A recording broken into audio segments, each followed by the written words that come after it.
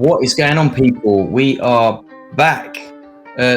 Stream probably looks a little bit unusual at the minute because we've got that gap in the middle where Quinny will appear as soon as he arrives, but we do have Tony Watt back in the building. How are you doing, sir?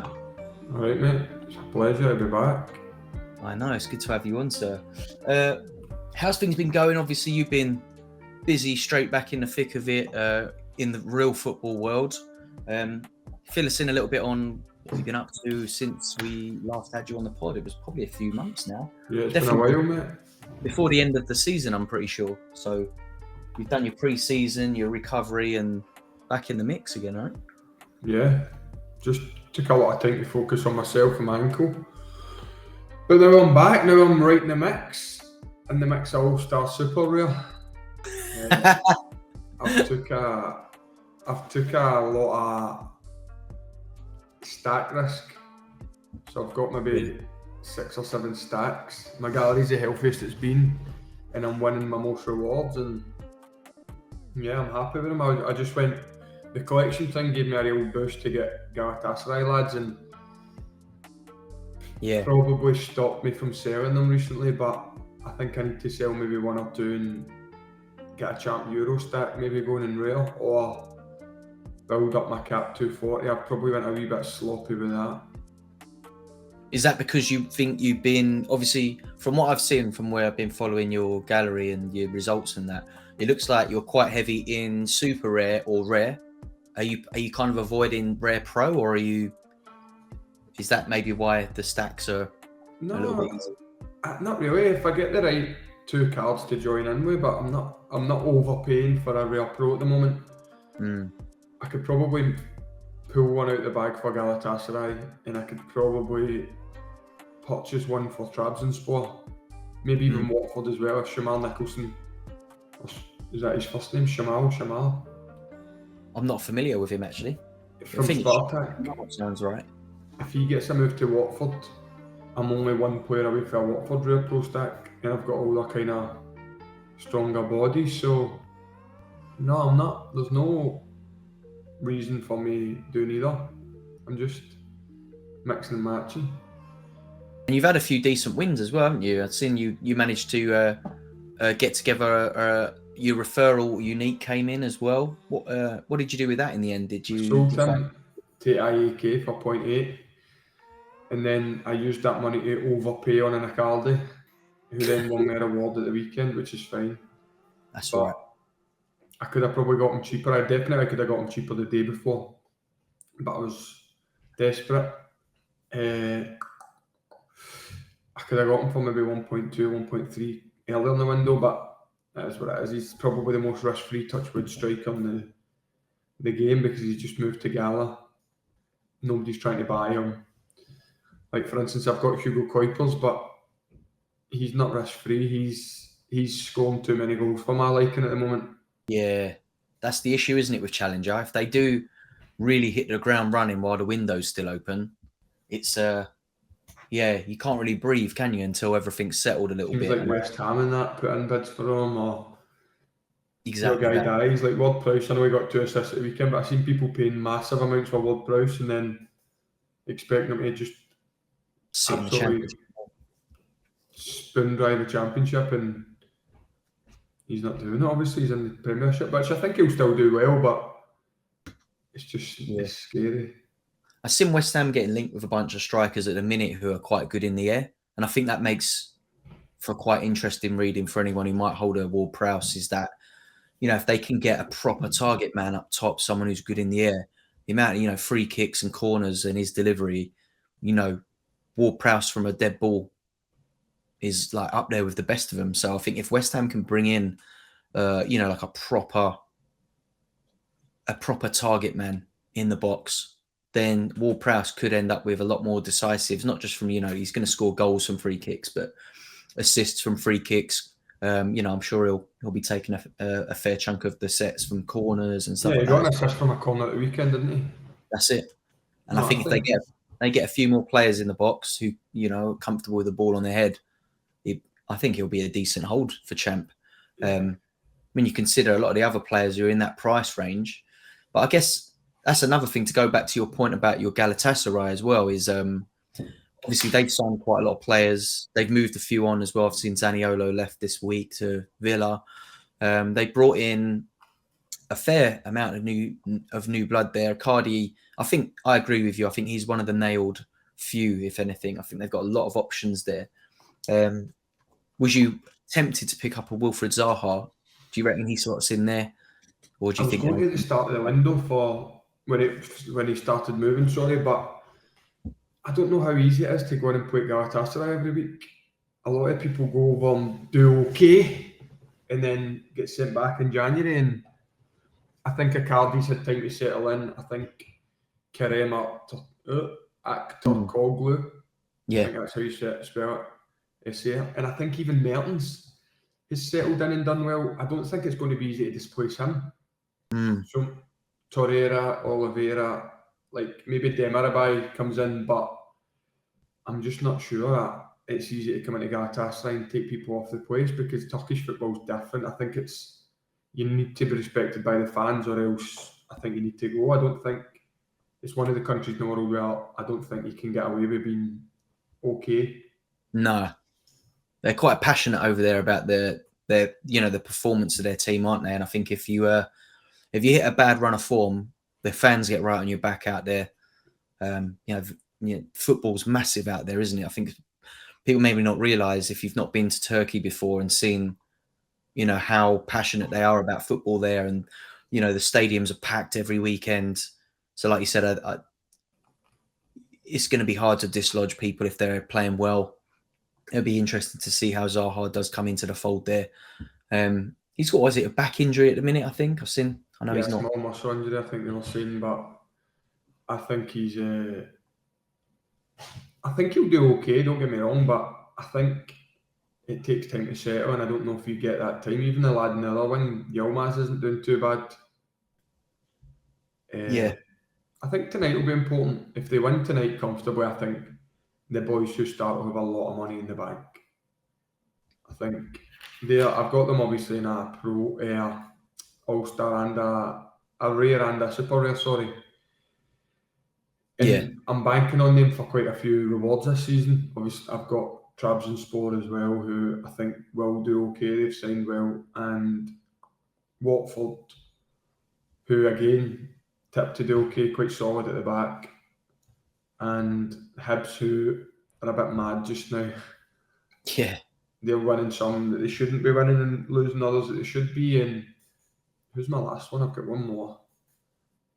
I can't remember one more team, but I think I kind of want a Real Betis, maybe All-Star Pro, because I've got a Mark Bartra at the moment, and when he gets registered, if William Carvalho stays, which I don't think he will, I only need to pick up the goalkeeper and a couple of forward options. Yeah, I'm sitting on a Carvalho as well, and there's a player I did pick up a third. Talking about the collection bonus, I got suckered into buying a Guardado super rare for like about 40 quid off of Pavel, just to bring my my bonus up. But I ended up flipping him for about 10 quid profit, which is a joke really. But you're at that level, if you're buying a card for 45, you sell it for 55, it feels, like on a percentage, your ROI is pretty decent. But yeah, I've been keeping an eye on the whole Carvalho situation. Looks like he might be off to Saudi, right? That was the last I heard. Yeah, but it fell through. I don't think they could do it because the money they hadn't paid for, was it a Leicester player maybe? Possibly. I've not been following it enough out there. Because I think he's injured at the moment as well, isn't he, Carvalho, which is going to slow down any potential move for him, I think. What? Something to do with a payment for somebody from Leicester, maybe? I can't remember. Somebody in the chat will be able to tell us, but I don't think it wasn't Daka, it was somebody. Samare? I think he was linked away, but I don't know if that was Saudi. I saw Samare was linked away. I'm keeping an eye on that. So it might not be Leicester, by the way. I'm just. And from signing Ahmed Musa. Oh, Musa. Yeah. They never paid the money for Musa. So that fell through, which saved my William Carvalho, and then I think he's linked to Lyon, maybe. Okay, that's an interesting move. I mean, That wouldn't be a particularly bad move for him, SO5 wise, I don't think. No, I think he'll be all right there. Yeah, I went to watch Lyon a couple of weeks ago when they played Crystal Palace in the pre-season, and I think for me, they've started the season horrendously, by the way. But there are players there. There's a potential U23 stack that goes all the way through the team, barring the goalkeeper, obviously. But you could put a pretty decent U23 with, like Kakare. They've got the young lad Lepanont there.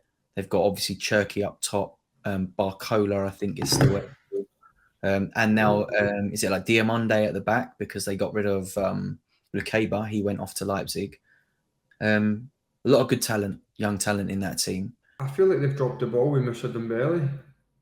Yeah. But he had goals in him, and same with Lacazette, but he was linked with Saudi as well. Yeah, I But saw that. I don't know if he would go there. I think he's just getting himself back on track. Yeah, they love him over there. He's putting goals in for them. He's a captain, I think, isn't he, as well? So it's yeah. I don't see him moving. Not just yet. Another couple of seasons maybe. Tony, if Saudi Arabia came knocking for you, would you be tempted? No. No? Too much madness. I'm just settled at home and it's just Do you know any players that have been tapped up? No, not personally, no. I seen the boy, obviously, Jack Henry went over and fair play to him because they paid what Bruges got. I think they paid more than what Bruges paid for him. Just Jordan Henderson, obviously, I seen he moved, but other than that, there's not many other British, is there? Not yet, no. I can see it happening. I think, they don't look like they're done over there, do they? There's still offers flying in for players, albeit they're not the silly offers that we saw at the beginning of the window. I mean, the Jordan Henderson deal is absolutely incredible. To think that a player of his age can move and earn 4 times what he's earning at the end of his career. I think that was a difficult one because I think a lot of people obviously got onto him about the kind of the moral side of that. But he's not accepting it. He's not like pro this. He's went and made a life choice and it's hard to turn down, and he can't turn that down, I don't think. And it's all well and good, but I think every day everybody does business with dodgy people, I think, without knowing it. Yeah, it's a difficult one, that, because I think if you look at it, if you take the sort of moral side out of it and imagine that Henderson isn't this guy that stands up for this, that and the other online and whatnot, the money is hard to argue, even if you're a professional footballer, right, at that level. Oh, Quinny's joined us, by the way. Look at that. He's right in focus, bang on the money as well, Quinny. We don't even need to mess about with your camera. Right, Quinny. Good to see you, Tony boy. Been sorry for being a wee bit late. I was listening to the first 10 minutes on the way in, so that wasn't what you've been talking about and all that caper. But aye, thanks for bearing with me this morning, lads. And aye, great to get going for a big weekend ahead. Absolutely. But yeah, we as you were saying, Quinny, we've been catching up on Tony's Galatasaray situation, talking a little bit about Saudi. But yeah, just to finish what I was saying now, I think that for any human being at the end of their career, right? Let's say, like, forget it's football. If you think you've got 2 or 3 years left before you retire in any walk of life, you're thinking about how much money you need to save so that, like those first few years of retirement, you don't have any money worries. Your situation's good. You've got enough money to sort of see you. And you can't turn that down, can you? Like 700 grand a week he's on or something ridiculous like that. You can't turn it down. You can't turn that down. And what's different from him, because he stood up for things and other players haven't, it's okay for the players that haven't stood up for LGBT or these kind of things to go, but people are saying he's going against it. But I would argue it's worse for people that haven't stood up for them and then go, they're oblivious. At least he's done his part to help it. Well, another thing is that we don't know what he's going to do with them wages. What say he comes back and sets up a foundation that makes sure that LGBT But even the people that are complaining, like I've seen people complaining that also worked in the World Cup in Qatar. Yeah. I think that makes you look stupid. I think that makes you look like a hypocrite. And by the way, people also complaining about there's too much money in Saudi. Chelsea paid £115 million for Moise Caicedo. That's enough for me. Yeah. Wild. Too much money. Way too much. Premier League's ruining football if they're saying Saudi's ruining football, because he's not worth that. I can tell you that right now. I've never seen him in the last year and a half or 2 years that he's played, and that's enough to tell you that if he was worth 120 million, like Declan Rice for me is, because everything that comes with it, the profile, the kind of captain, the leader, whatever, paying that money for a guy like that. Romeo Lavia, like, people are quoting Verratti for 30 million and Lavia for 50. I don't care how much potential you've got. Yeah. Get Verratti in the building. Football's mad down south. Across the border, it's mental. Yeah, we've seen some silly money. The Lavia one, Caicedo jump out. But yeah, I mean, it's been happening, hasn't it? We even, was it Lewis Hall from Chelsea to Newcastle this week, the young right back who's had about 10 appearances for Chelsea at this point, going for, what was it, 35 million or something like that? Or it might have been more than that. But, you know, this is a lad who barely scraped the surface at Chelsea. But he's a Newcastle fan. He's a Geordie, so it's well worth it. Oh, yeah. Great move for him. I'd agree with that. I think something like that's a bit more understandable. Like, why are Chelsea spending that on young players and then letting go a lad like that when they've got him in the academy? Like, sell Cucurella for 25 million. Yeah. Yeah. Yeah, I mean, that was another one. How much is he? They spent about 50 million on him, was it last season or the season before, which I felt was strange. I'd seen Cucurella play in the flesh a couple of times that season. And I've never seen the fuss with him, to be honest. I'm not a fan of his. I don't rate him. I don't really know why Chelsea picked what they saw. I mean, I don't know who's in charge at Chelsea in the scouting division in terms of, like, you know, like the elite level players, not academy, because they seem to be bringing in plenty of talent at youth level. Because they go. It's the joint. I seen them on at MNF or whatever it was. Not Monday Night Football, Sunday Football, whatever. Super Sunday. It's the two kind of sporting directors. Yeah, it just feels a bit scattergun to me. They just want to buy everyone so no one else can have them. Yeah, but they've not paid 20 million for a young 16-year-old Venezuelan, a 15-year-old. Yeah, like it's football's gone mad. Well, they also picked up the New England Revolution's goalkeeper, didn't they, this week? Why, if they've got Slonina? This is exactly like that is their approach, isn't it? It's just buy everyone at the minute. They let Kepa get away with it. They let Kepa out on loan. Yeah, the Kepa one I don't understand. Did they get money for that? They maybe Real Madrid are paying a bit of his wage. I don't know. It must be financial fair play. They're trying to like balance the book somehow, because it's weird. Some of the players they've let go versus some of the players they brought in is like. To be fair, I think that Sanchez probably is an upgrade on Kepa. I'd agree with that, but I think that Kepa is a better backup goalkeeper than the one they've just brought in from New England Revs, and he's not as good as Slonina, who they've put out on loan to Is it Eupen? He's on loan. Yeah. Sorry, guys. We've had a bit of intel in the chat saying that one of the new card designs was accidentally rewarded, and it was an Umar Solly Limited. I've just went and looked at it. You'll find it dead easy. You can filter by new season. But we've got a wee sneak peek of what the new cards look like. Let's get on there. Have a little look at it. A wee bit of live reaction. The last thing I heard before I plugged into the pod was Tony, you're talking about how like people, like everyone gets paid money from somebody, and you can't always have, there's always people out there. Like the thing that came into my mind was I used to work for Sky for a few years, and like years ago, and the odd person would give you a hard time for it once a month. It's like, oh, do you know who owns that company? Like people that hate Rupert Murdoch come over, and it's like, mate, I'm just getting paid. Like, exactly. I'm just putting money in my bank account. I'm not like Jordan Henderson's never come out and went, I don't care what the Saudis do, like they can do what they want, or like no, and it's the same. Everybody's forgot about Newcastle. They've just swept under the carpet and just got on with it, and nobody's mentioning it anymore. By the way, card design is quite nice, man. It's kind of like to describe it to anyone who's listening to the podcast rather than, you know, able to click any links in the chat and have a little look at it. But it reminds me quite a lot of the baseball design in its shape. It's like a cross between the baseball design and that OG. Well, it's not the OG, but you know, like I think from when I started playing Sorare maybe 3 seasons ago, that design had like a kind of hexagonal. Yeah, I know what you mean. It is a bit like an OG one, and I don't know what. I feel like it needs a bit more detail below the picture area, like where the letters are. We could do with a bit more.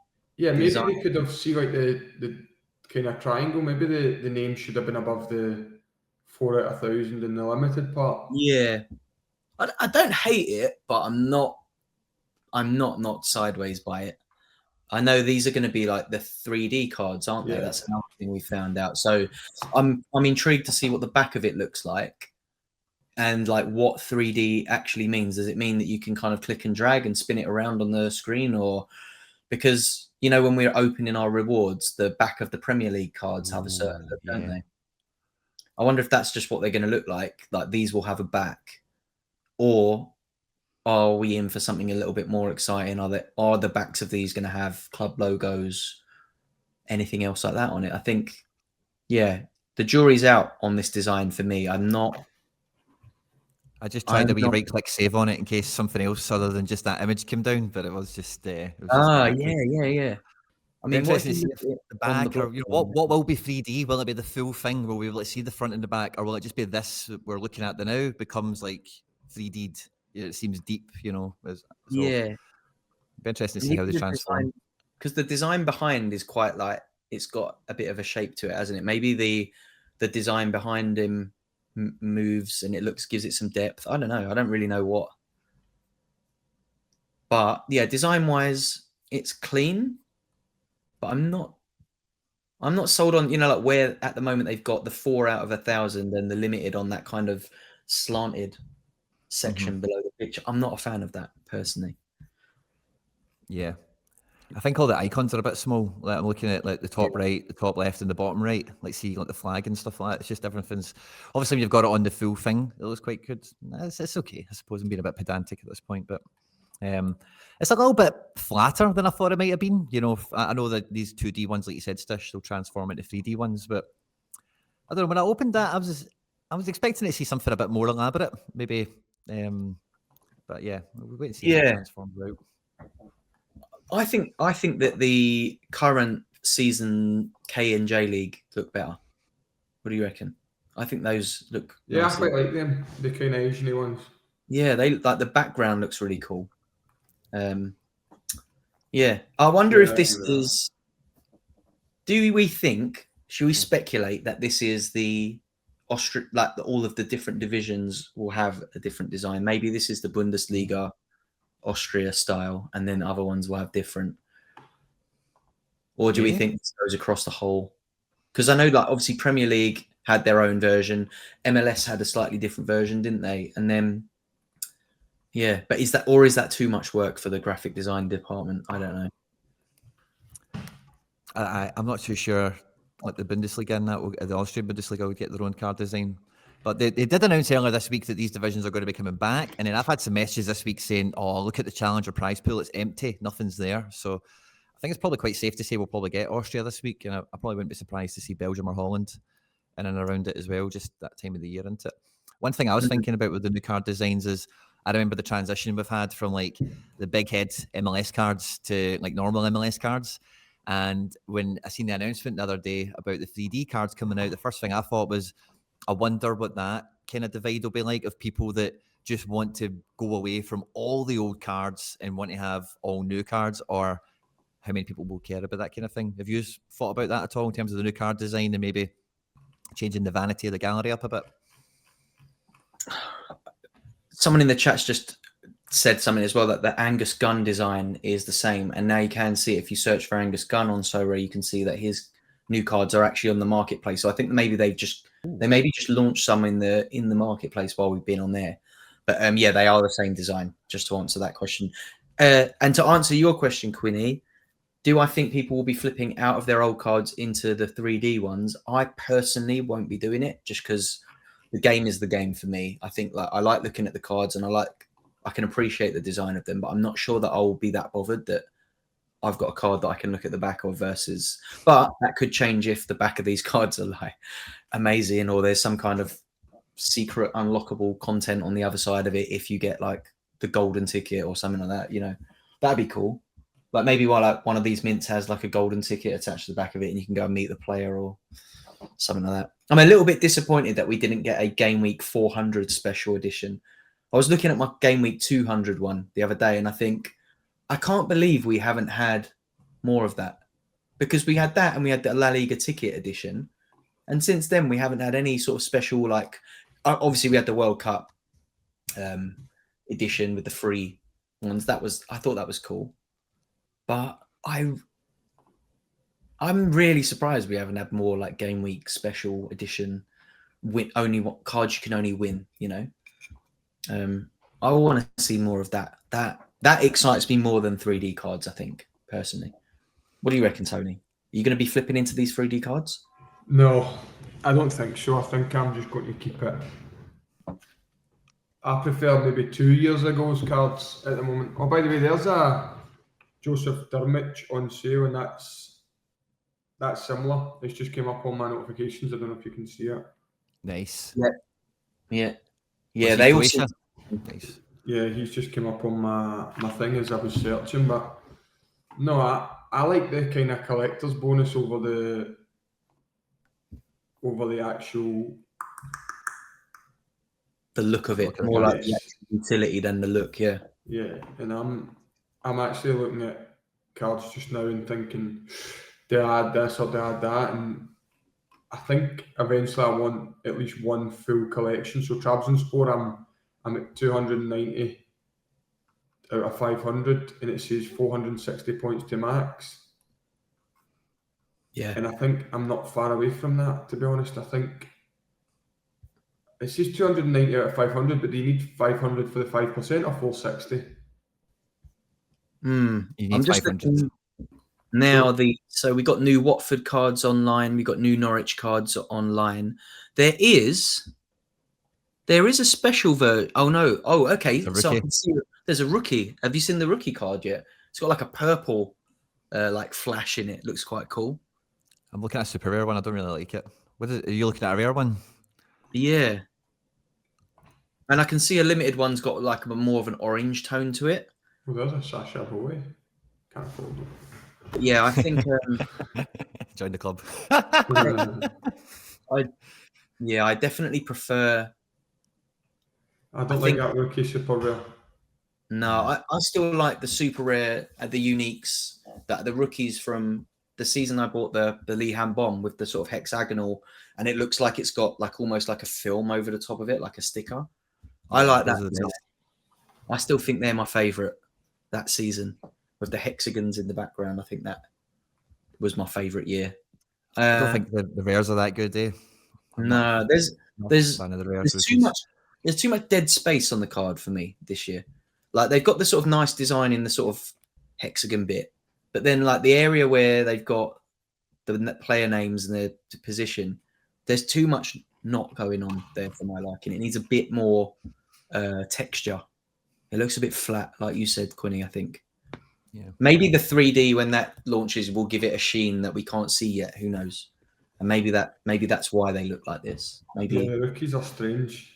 A bit too much purple going on. They should have had like gold or something, or like. Yeah. Maybe the 3D will elevate this. Who knows? But at the moment, they do look a bit flat to me. But, when it comes to the 3D part of it, the thing that interests me the most is how is it going to look when you pick your team? Because if it's like a 3D card, right? I don't think we really know exactly how it's going to look. But see, when you're picking your teams, if you've got one card that's like 3D and looks all cool, and then you've got the normal cards. I think they said the old cards are getting pretty 3D. I'm sure they said. That would be good if they are. The only thing I've seen oh really? Oh, well, on the announcement thing, the only thing I seen about that was like if we buy a card today, like those new ones, they'll become 3D later. That was the only thing I seen about it. Maybe that's what I saw. Yeah, I wasn't sure.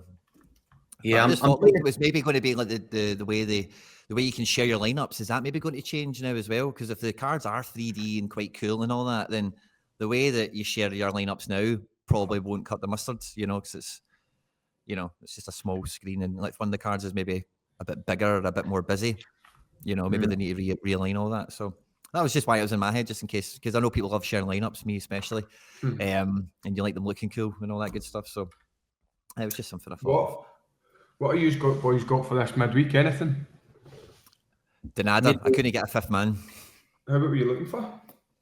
Well, I have Larson and McGinn super rares playing, and then I had Angelino and Marshall for rares, and I just didn't have a fifth man anywhere. So I had a few fifth men you could have bought off me, like Sergio Oliveira, Ellie Yuan, Martin Boyle.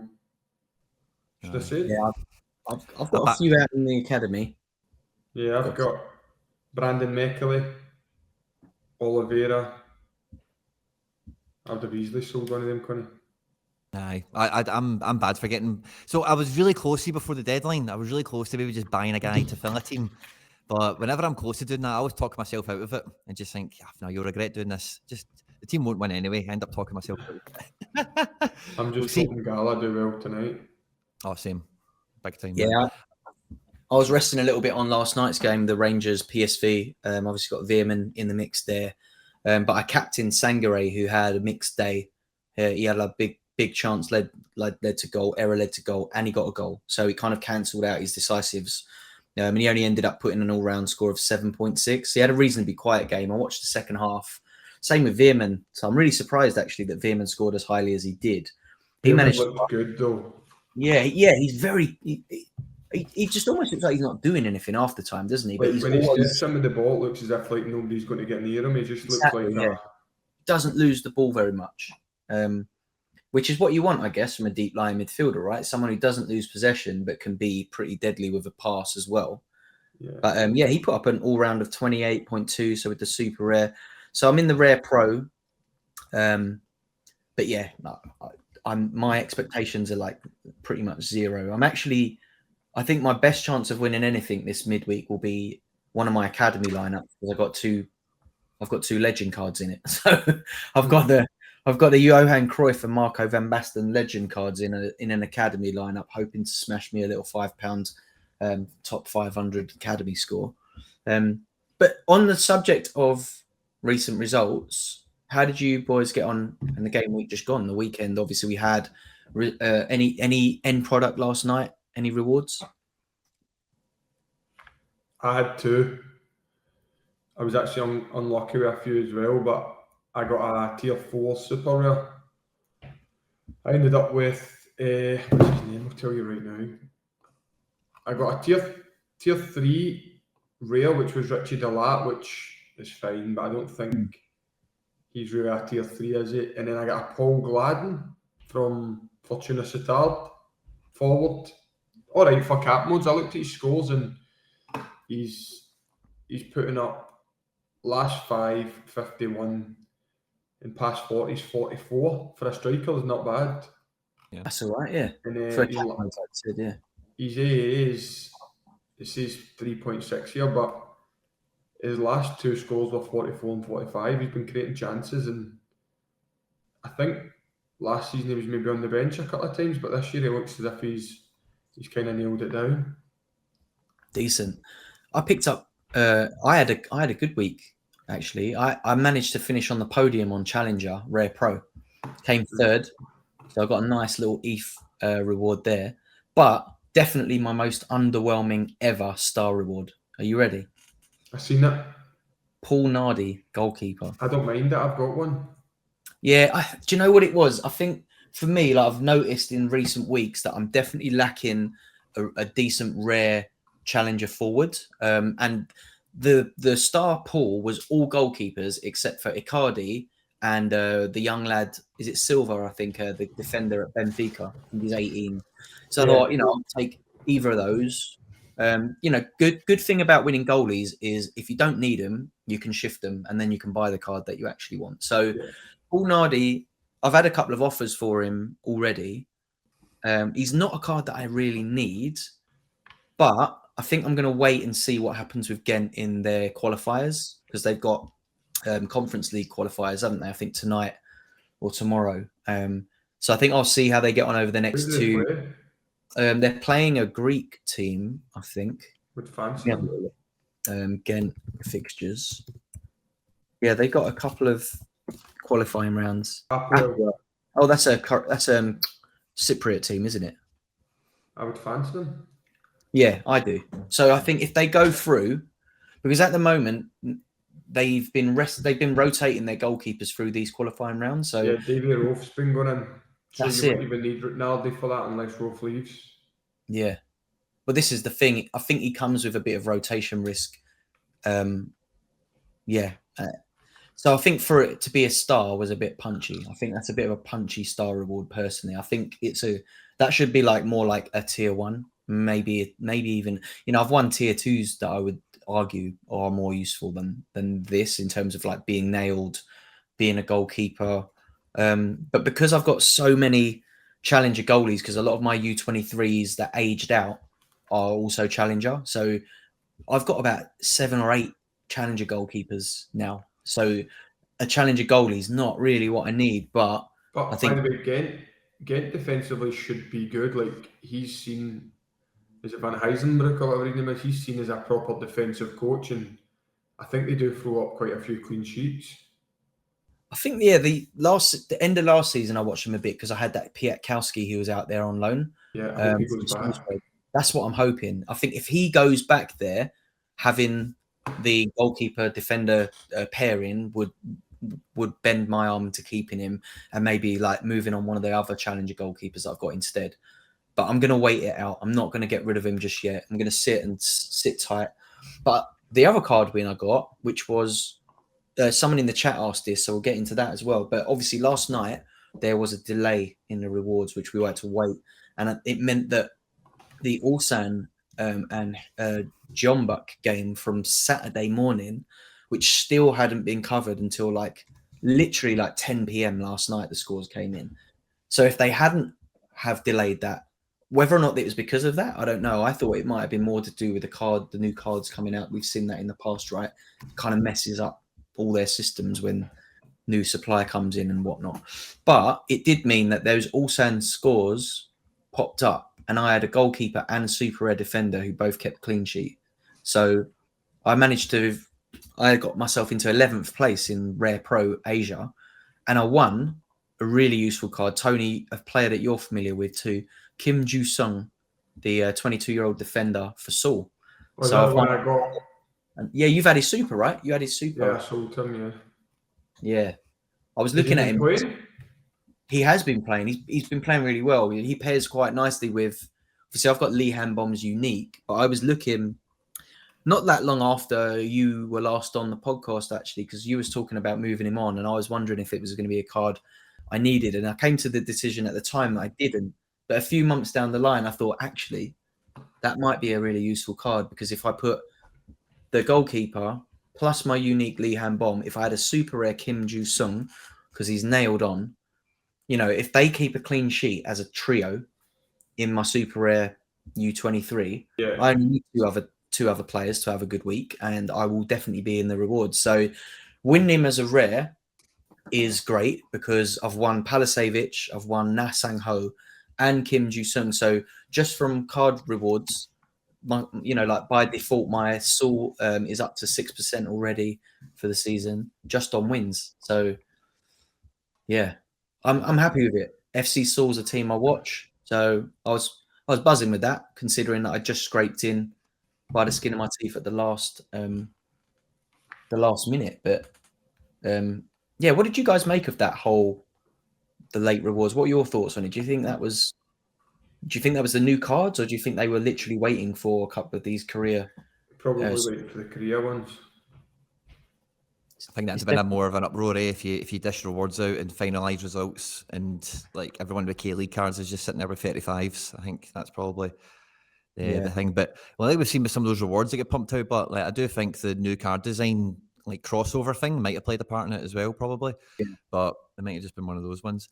I was actually quite annoyed hearing your reward there, Stish, because see when they revamped all the tiers, that star tier is meant to be somewhat protected from that kind of nonsense. Yeah, I mean, he shouldn't be getting into the tier one. He shouldn't be getting into star. A guy like that, Paul Nardi, you know what I mean? Like, he is nondescript. I know he's at a good defensive team that are in Europe and all the rest of it, but I don't know. I don't know. Hearing that he was a star, I just think makes he me was a think that's a wee bit. star. I think he was a star reward maybe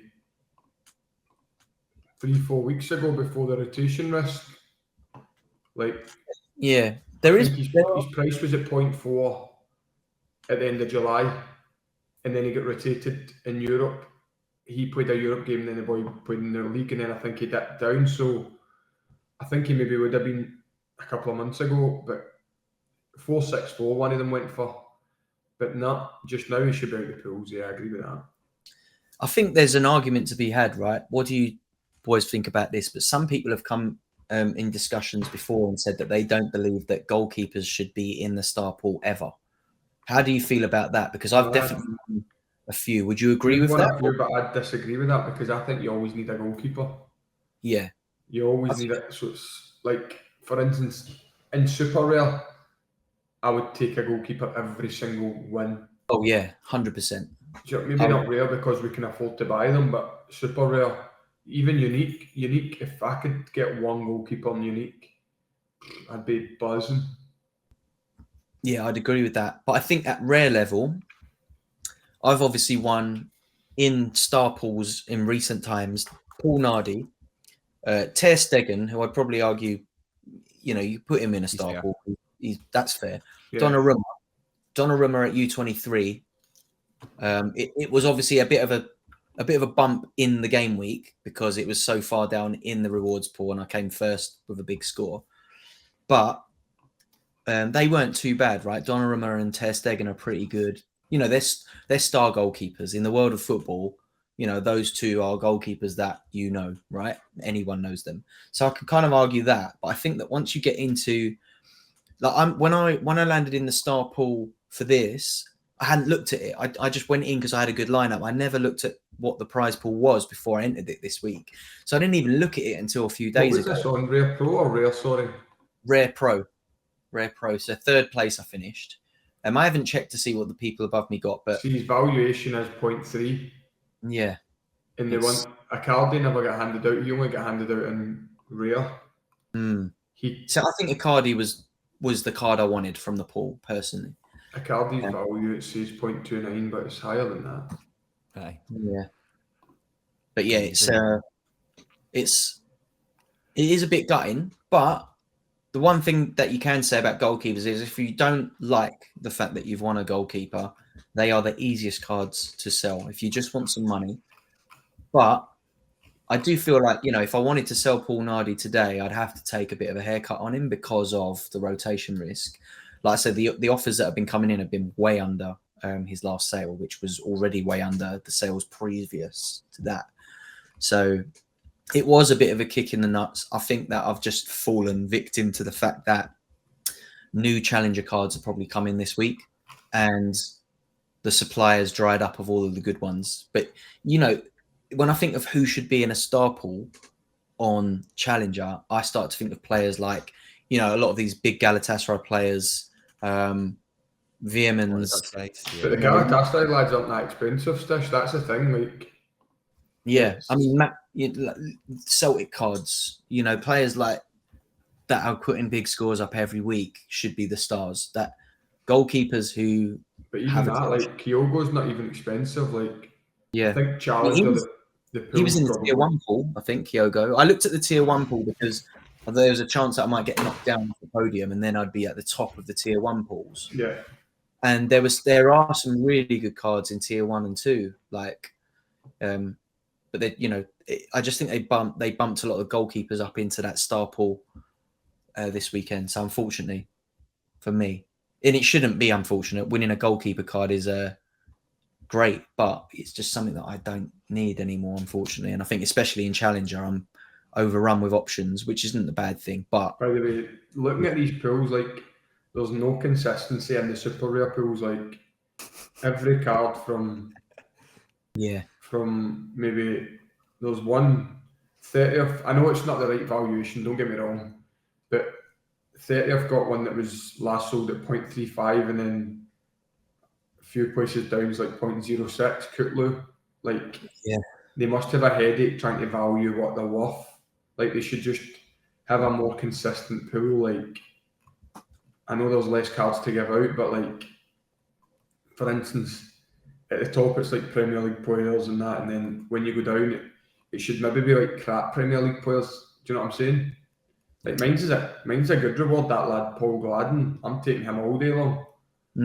But I just think they're mad with that. They do give a lot of headaches to themselves. They should have a designated rewards guy who spends a lot of his time and prepares them maybe before the match week. Like, do you think if we could see the rewards before the match week, we'd be happy with it? I think we can kind of get an idea, can't we? But they can change them. So I think for like the podium and the star tier and stuff like that, and they're going to do that for the monthly rewards. They're going to tell us like number 1 will get Messi, number 2 will get Mbappe, or whatever it is it will be. But yeah, I think for the stars, it would be nice to see what's on it, and then you kind of know like, oh, I'm sitting on a Paul Nardi before you get kicked off it. To come back to you on the goalkeeper thing, Stish, I've got no problem with goalkeepers being high tier rewards as long as it's like Van der Voort, or it's somebody that's like a clear guy, just run of the mill. I know Ghent are decent enough in the grand scheme of things, you know what I mean? But the Ghent goalkeeper isn't a star challenger player for me. No. Maybe the Ajax keeper, the PSV keeper, those kind of guys. But so that's where I kind of fall down on it.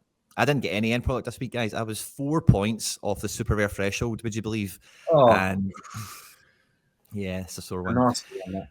And I had about 3 other teams that were like less than 10 points off of getting in amongst something and being okay. So close but no cigar.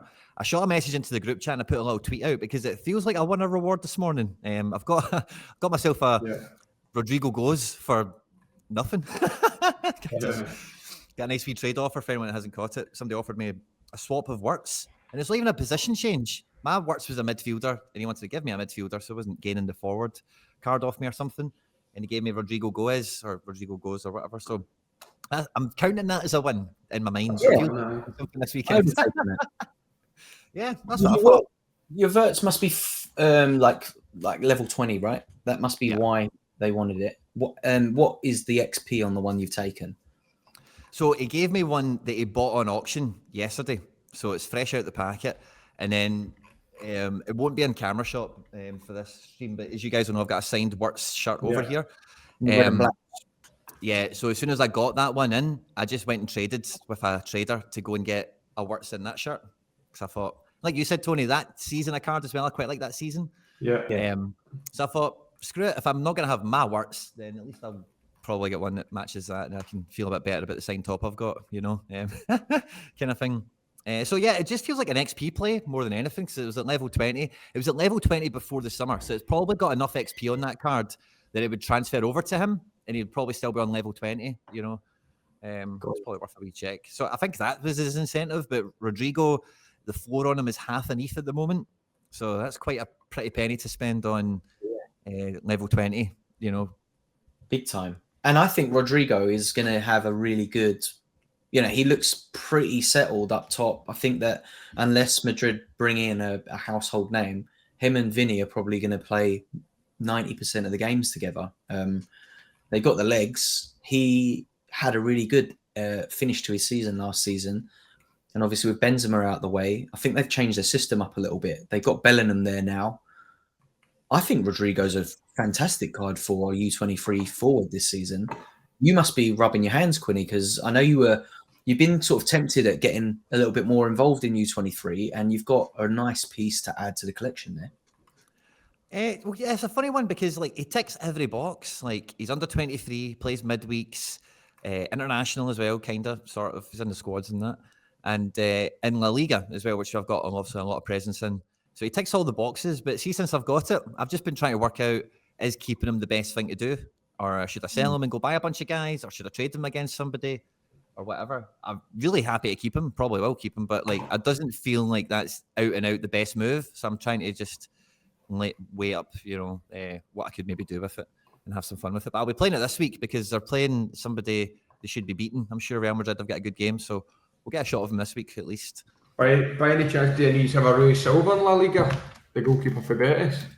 I don't, but I heard you talking about Betis actually, Tony, when I was driving in, and I think Betis is a great team to back on this year. Top 4 for me. maybe top 5 if they're unlucky. If you But I are think back in Betis, do you buy a Nabil Fekir right now? Because he Yes. must be close to coming back from injury. I think he is close. I think he's maybe a month out or something, because I was searching for Mark Bartra and it was saying he's not too far. Yeah, because I was watching great for Betis at the weekend, and they were talking about how Pellegrini came out and said he's the only player that, you know, they've not replaced him. That's the only thing the team's missing. So certainly if they don't sign somebody in the next week, I think they're expecting him back, you know, sooner rather than later. Because around March he done his ACL, I'm guessing, because that's when his price tanked. that sounds about right. Yeah, I think I've still got his limited, actually. I did have Probably a about 3-4 months left. Oh, really? Yeah. That's a bit tight if it was March, actually, yeah. Yeah, it's a bit, probably end of the year.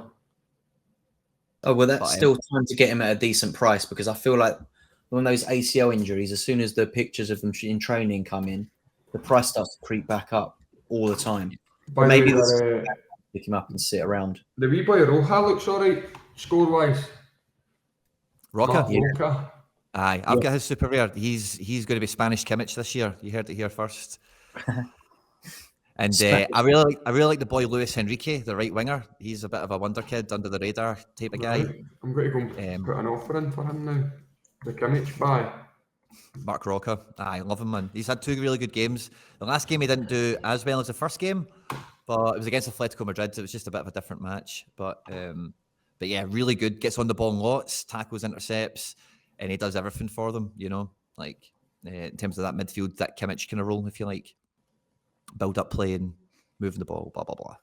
So I like him a lot. He's in my pro team, I think, for this week. I think he's a good D3 card, great super rare card, because he's got the AA there. But if you can get, I've got a Leeds one, so he's already on like 30% because the season bonus is still hanging around. Nice. So I just think, like, if you've got a super like that, it's maybe a bit more D3 friendly than, you know, these super rare divisions that maybe don't have the XP going on them. Yeah. Yeah. Tony, a quick one for you, because I know we used to banter you about, you know, like collecting your kind of like your Sorare score in your head while you're playing and all that. Obviously, this season you're in an uncovered league. Has it changed your Sorare experience at all? Not like, does it ping off in your head? Like, is there any difference? Not really. Just obviously we don't get scored, so it doesn't really affect me. So I can pick who I want to pick. Yeah. Do you know what I'm saying? It's not a worry for me now, because before I made sure I didn't, like, if I knew a goalkeeper was injured, I wouldn't put them in my team. Yeah. I'd make sure I wouldn't, because it isn't fair. And I just felt that's probably, I've just put in a trade offer for a Mark Roja while we're speaking. So no, not really. And it means if we've got a lot of Friday night games, it means I've got a good Saturday and Sunday to watch the football, and that's why I'm liking stacking, because see, when I was watching just a player with one game, I was just watching him, and like I was considering buying a Barca stack because I want to watch them more this year, but I would need to probably win a big reward and sell it before I do that. Yeah. I was thinking about you when other scores trapped in the other night, because I was looking at them on a show recently this week, and their scores at the weekend, Barca was incredible, man. Victor Stegen, Koundé, their scores were mental good at the weekend. Yeah. Frankie de Jong at centre-back, you know, if that stays on this season, he's cheat code. Yeah, I think they could be a big one this year, but I just prefer to get Icardi. I thought 1.65 for Icardi. Already he's won me a reward for 0.1. I captained him and just got in the reward pool. So already he's brought me back maybe, I don't know, 6-7% of the investment. So I'm not too bothered about that. I can wait and maybe build a better team, win a couple of champions, and then that's my kind of take from it. I've not won any big rewards yet because the season's only been 3 or 4. I've won a few. I won James Garner Super Rare and that Musa Sumanu. But I just want to grind my way towards maybe 10 teams. Yeah. Talking on sort of scouting, watching football, you obviously were involved in against you guys, Dundee United played Burnley Did you pick up any? Have you got any tips? Did anyone impress you from Burnley, Burnley? they're going to win the Premier League. Wow. Really Company's good. got them moving. Oh, really? In and out of possession, unbelievable. The striker was brilliant, don't know who he was. They just bought him, I think. Benson came on for 15 minutes, scored a Manuel Benson goal. Cut inside whip.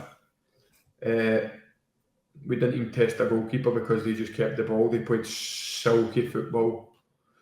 And it was good for us because all our young lads got an experience at playing against Premier League players, and it gives them a taste. We got fitter, we got minutes. Like, it was a good experience for us, even though they were miles ahead of us and battered us.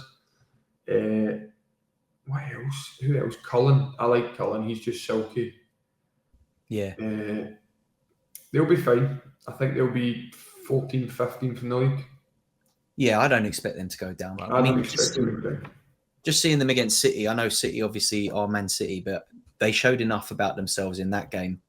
Yeah, I'm just reading up now on it. So, like, it says that Redmond and Ad Mooney scored twice. Redmond was good. Redmond was good, yeah? Yeah, he was good. And do you know who impressed me? Underberg. He came on. Oh my God. Every pass he made just cut the grass. He never lifted one pass and it was going like 30, 40 yards. It was sensational. Who was that, sorry? No. Sanderberg. Oh, Berg. Got you. Very good. So who played in goal for them? Trafford's first game. It was like 2 45s and a 30. Trafford for 60. And then Muric. Oh my God, the man Mountain Muric. Somebody played a ball and I was about to jump up and I just went, he's a unit. Said not today, big man. Yeah. He's a unit. Yeah. He looks it, yeah. Yeah. I'm holding out for some last minute news. I just need him to move somewhere. I think Trafford's going to edge him out this season, isn't he? I think Muric is going to play every game. Yeah. Sad, because I thought Muric was really good last season for Burnley. I was really surprised to hear they were bringing goalkeepers in, but it definitely seems to be a thing, doesn't it, this season, with a lot of clubs bringing in big backup goalkeepers. I've seen Man United signing Bayendier. But the Bayendier's highlights don't do him any favours. I've seen them today. People sharing his highlights under that thread. It was comical, wasn't it? Comical. Yeah. But no, I mean, I've not seen a great deal of him. Obviously, he was a massively hyped up player over in Turkey. Probably, because, at Fenerbahce, you're playing it from young. But the only times I did see him play, he didn't strike me as like a fantastic goalkeeper. So I'm not surprised that he's like, his highlight reel isn't fantastic either. But yeah, I think we'll any Muric holders locked in, just begging for a little move. I mean, I've seen him linked to a few, because I think is it Kakir, who's goalkeeper at Trabzonspor, has been linked away heavily to Spain, hasn't he? And I think one of them has left, by the way. I think somebody, let's say Kakir. I think somebody like that has moved, by the way. Or I don't know if any of them have. Maybe Tehi. Oh, maybe. I know. I'm pretty sure one of those kind of Trabzonspor keepers has done something, moved somewhere. There's a good comment here in the chat I wanted to throw out, but Zala Banzi is saying, Tony, you should do a Grimaldo. And the first thing I'll say, Zala Banzi, is Grimaldo's done a Tony. And what you're suggesting, Tony, is you go and you get some more sign cards for this season. Grimaldo copied my lead, I think. Yeah. But I was getting a load of shit for that. People were Really getting jealous and hammering me, saying I'm scamming. It's just because we're in the English-speaking community. The Spanish community, you probably don't care about that. You're probably just I was getting hammered for that, to be honest, but I thought it was good business. Got to check this Turnbull's back on form, Tony. It's a good season to get a 3D signed Turnbull. Aye, Turnbull. I've asked him a couple of times quietly, but he's not really get back to me. I'll need to do it again. Love that. He's killing it again. Good player. Quinny's a right good player. I think they're a better team with him in it if they build it around him. But if you're playing the way they played against Aberdeen, everybody was quiet. And then you play against Kelly, the way they played, everybody was quiet again. But if you get him in that final third back to goal, he can turn, hit shots, and he'd get you 15, 20 goals a season. I'm confident of that. Yeah. He's definitely got the talent. It's just about getting a Celtic manager that wants to play him, and it feels like Rodgers likes him. You know, I think he does. That's the feeling I get. So I'm hoping he plays a bit more, and then I'll need to get into him for his signed card, and then maybe ask him to get. I actually tried to buy Jota's before he went to Saudi. Ooh, well, Jota's got one. I tried to get him to ask him, but he never asked him. Boo. Well, Jota, you know, he's kind of free. He's not doing much. I'm sure he'll answer the phone now. Do you think he gets all his money? Quinny, I keep seeing you pumping potential Jota links on Twitter. Do you genuinely believe that he might get a loan out, or do you think he's... No, he's cancelling his contract. He's free, mate. He's gone. Is it done? Yeah, he's gone. He's free. Like, no, it's not confirmed, is it? As far as I know, it's confirmed. Yeah, like he's a free agent. He's been linked to Atalanta quite heavily. Wait, and what? Somebody else. Yeah. So surely the way I'm in though, how can you pay 25 million for something and just write it off? Saudi, mate. You know what I mean? That's I Saudi, completely missed this. I'm just seeing it now. The news that 2 days ago he has been axed by Al Ittihad. Yes. What? I completely missed this. What happened? He's not. The thing I read this morning is that he's not a big enough star. And then a thing I read like 2 days ago or whatever was like it's to do with the whole foreigner quota and Champions League stuff and whatever. And I think they want rid of him so they can bring in Salah is another thing I read, but it's probably just a rumor. They'll bring in bigger names than Jota, but of course, yeah. Nuno Santos and Jorge Mendes and Jota have all got the same agent, so there's a bit of quids going missing there. There's. I think he should just sign for like an Ajax, PSV, like a top challenger team, because in Italy he'll get swallowed up. I think he'd need to be one of the. He's so good, not get swallowed up ability-wise, he'll get swallowed up due to the systems in an average team. Atlanta might be an alright team for him because they're quite attacking, but if Jota was at Barca, for instance, for me he would look alright because 1v1 he's a killer, but I actually think Celtic done well getting rid of him in terms of for 25 million, but Celtic miss him. That 25 million, you could just hand it back and get him because it's not going to be plain sailing without him. Yeah, I'd take him back, no bother. There's not been any rumours of it, but so it feels like it probably won't happen. Just give him 10 million of that money and just say, look, son, sorry about that. Hope you had a good weekend. Yeah. How was Riyadh? That was your holiday to Riyadh, 5-star holiday. Do you think he'll get money? Surely they'll pay him. They must be paying him something, eh? Like a payoff, like in the contract, like a break clause, eh? There must be something. 5 or 10 million or something. You've got to get something, yeah. I mean, I'm looking now at his price on the market to see what the Sorare community is making of all this news. And someone picked up his card 2 days ago, obviously when the news broke, for £251. The last sales before that were like 189, which I guess was like around the time he got moved on, because there's a lot of sales August the 5th of him.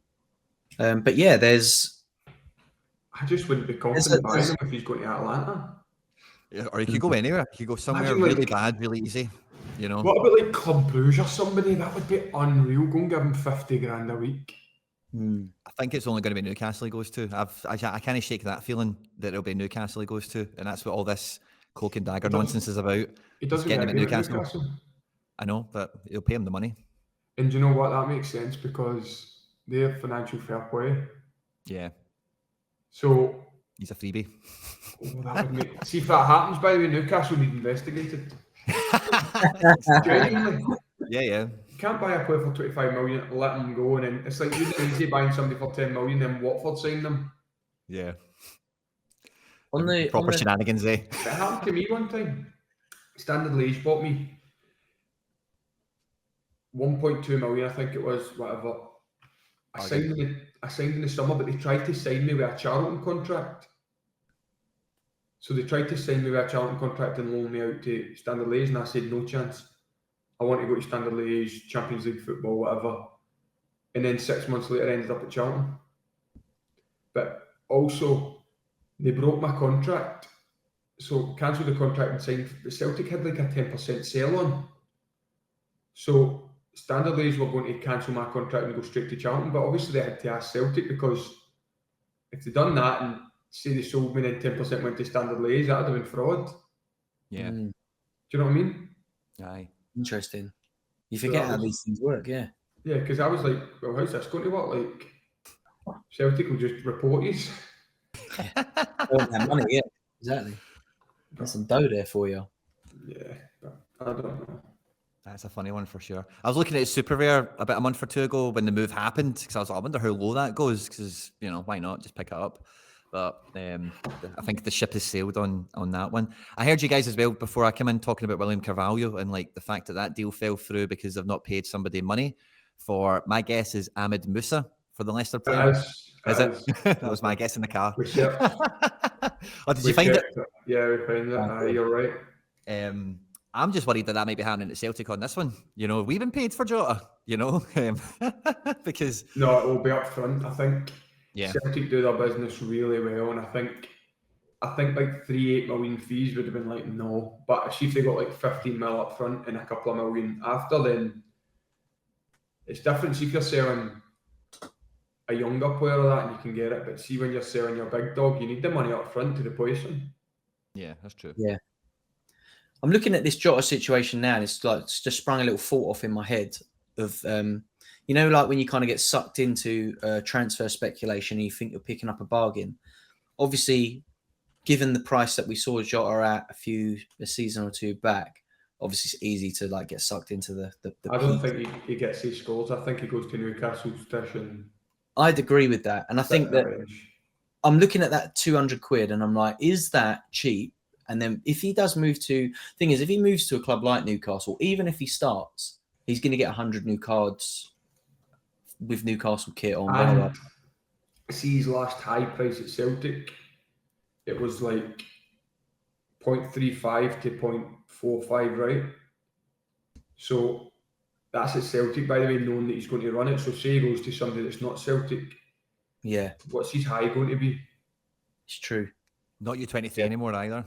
He needs to go back to Benfica or something, right? To get like another decent piece. He won't get a game at Benfica.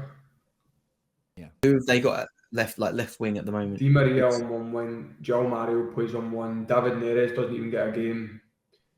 Like Rafa sometimes can play there. I know he plays centrally. So yeah. I think he's strong. I think it would be well doing what Ajax or even Ajax are a tin pot club now. Yeah, they need to make some big signings there. Galatasaray, I'm surprised if they don't sign him or Besiktas or Fenerbahce, the amount of signings they're making. The money they've got as well, eh? Yeah. Sure. Yeah, it's definitely. Guedes is going back to Benfica as well. The chat's telling us, which I'm happy about because I've got one. What about Draxler? I was thinking about picking up a Draxler. He's a pain in the backside, by the way. I thought he was brilliant when PSG signed him. And he's just been, I thought when Benfica signed him, I was like, oh, wow, he has to play for them and surely he'll show what he's capable of. But he's just been MIA. So I don't know, man. I just kind of get excited about buying him because if you kind of get a game at Benfica, it's kind of like Adel Taarabt. Where does he go after that? You know what I mean? Probably just falls off the face of the earth. I'm thinking about just picking up a rare Draxler. He's got a 0.03 now. That's all right, isn't it? Should probably have 0.2. He's not a bad one. If you could get him into Holland or something like that. Yeah, PSV or somebody. He's similar to like a kind of Veerman, but not as much pace. Is that fair? Yeah. Yeah, similar style of play, I'd say. Someone in the chat, CG Poker, says, Torgan Hazard is becoming a pain for me. I feel that pain. I've got a Torgan Hazard. I've barely had any. I've had him for years. I bought him during the Euros, like in his Belgium shirt. And I remember people actually hitting me up saying, I was like, yeah, that was a big move for me at the time. I was like, going in, Torgan Hazard, super rare. This is a big statement card for my gallery.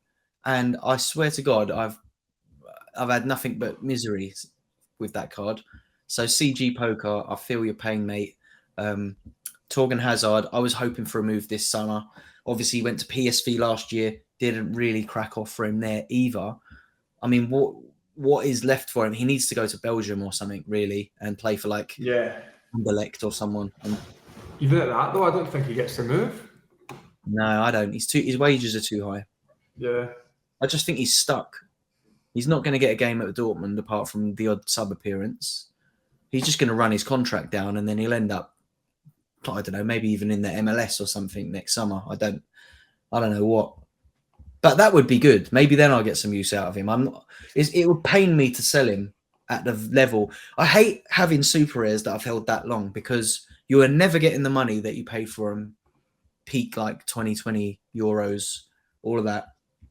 So I look at that. I think I paid like 0.9 for that super rare. I think super rare is the best way to go though, Stish. Yeah. I think the safest, like, I think now rare is back to a steady, like, kind of thing. See, some super rares you can literally nick them for a decent price and see 3 or 4 good performances, you just go bang. And some people come and go, oh, I want a super rare, I'm going to pay 7-8 times. Rather than, see if you can always get a super rare at 3x or 4x the rare, you're doing okay. But some people, like somebody keeps offering me Larson and Denswell from Trabzonspor, and see the right price, I'll take them. But see, at premium, I'm not paying it. Yeah. Because I think you can sell them. See, one weekend they'll be worth 0.1, for instance. The next weekend they'll be worth 0.3. Yeah. Yeah, it's hard to price them like easily, isn't it? Because a lot of the sort of, if you go for like the bot traders and that, they have weird rules around their super. Some of them, you know, based on their L15 will be like 7 times, but if their L15 is like below 40, it's like 3 times rare. That's how people are starting to price them. Yeah, and I think it's good because if one of yours is on form, you can send them to the trader. Yeah. A lot more than what you would have paid or what you'd have got. That's it. Sometimes you've got to do that as well. Wait for the form. I've noticed a bit of a difference in Pavel and a few of the other market traders, like taking supers a bit more and valuing them a bit halfway fairer than what they used to. Like, I've done some deals over the last month or so, and I've been quite surprised at the deals that have been accepted, like from Pavel and a few of these traders, with some super rares involved. And like, yeah, I mean, you're right, Tony. If you can get super rares that are, I've seen a few of them that are under. I had a members section, so on my YouTube channel once a week we do members, and it's like the live chat, and I'll look at their gallery and, you know, do all that kind of stuff. And we had a guy that was Mick Flynn. You might have seen him posting on Twitter. He was wanting to buy his first super rare and try and get into Rare Pro. And we were scoured the super rare market, and we seen a Joachim Andersen for like 0.4, the Crystal Palace centre back, Denmark international, AA for fun. He's like 50 he's And I can't remember what Mick actually got him for, but it was like, let's go and do direct offers because it's listed at 0.4 or so. And, you know, you guys know the way that the market goes. If it's listed for 0.4, somebody may accept a bit less. And I think he managed to do that. And already, it's second game week, he went into kickoff super rare, which people hate. And he won. Marcus Llorente, would you believe it? Super rare is a tier 4 or something like that. Nice.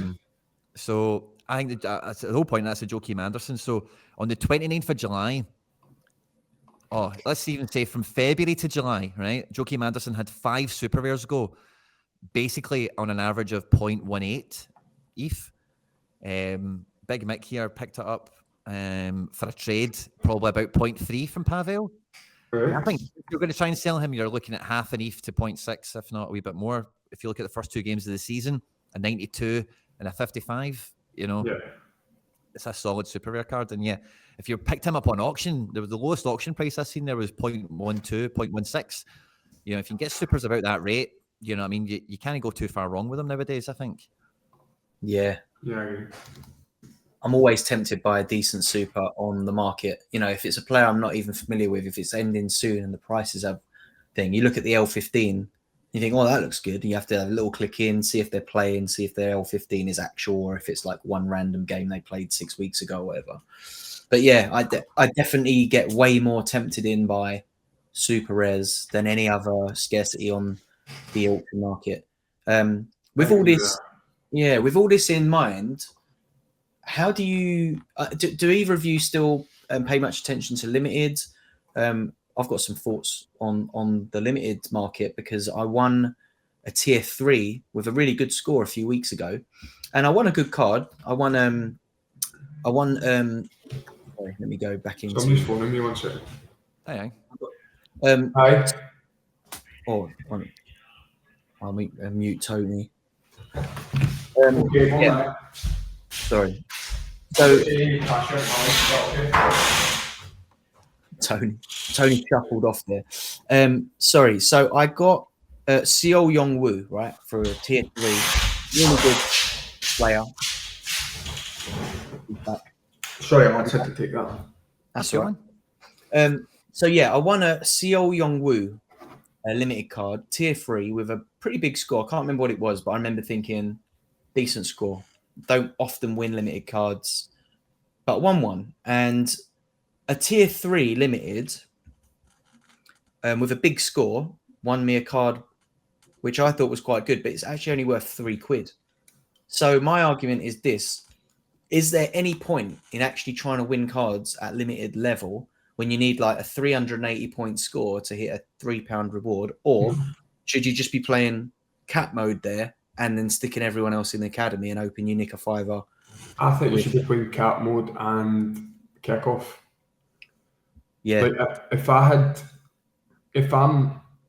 so see how I'm in a bit of a transition. See if I can sell 4 or 5 people in my gallery.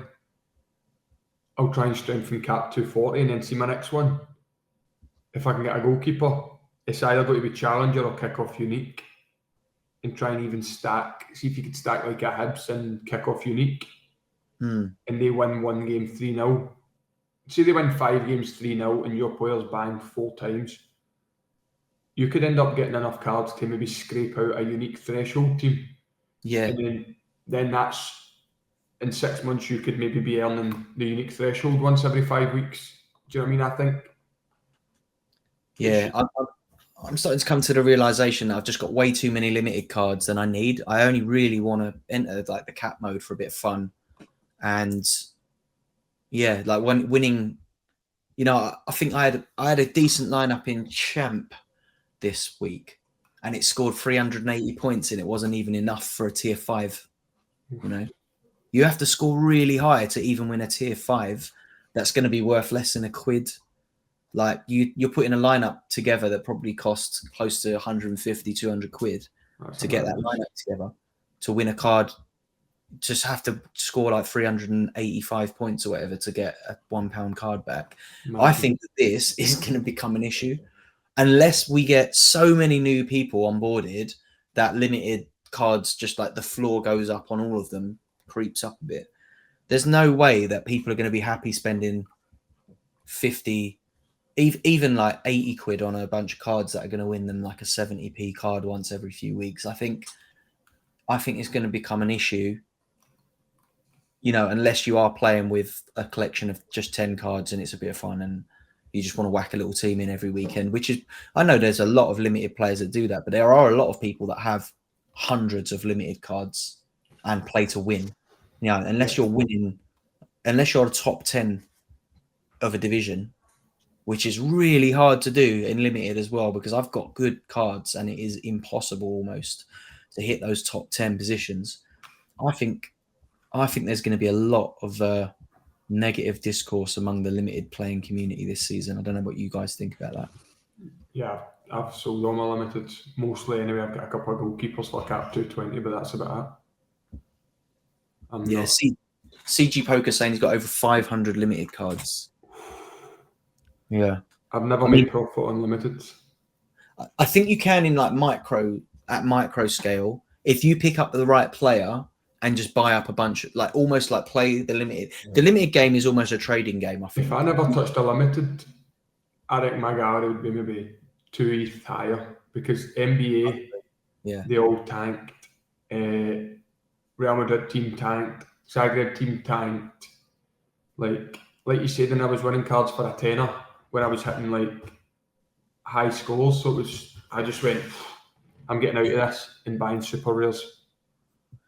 Yeah, I mean, it pains me to look at some of the purchases I made at limited. We were just talking about Fekir, and I had a search of him to see if I still had his limited, and I paid 500 quid for his limited. Oof. On that note, lads, I think I need to go. I need to go, but that's probably the right time, Stish. I think you've just out this chat. We are coming up to the end of the show anyway, so your timing's not bad. I think I'm looking at it.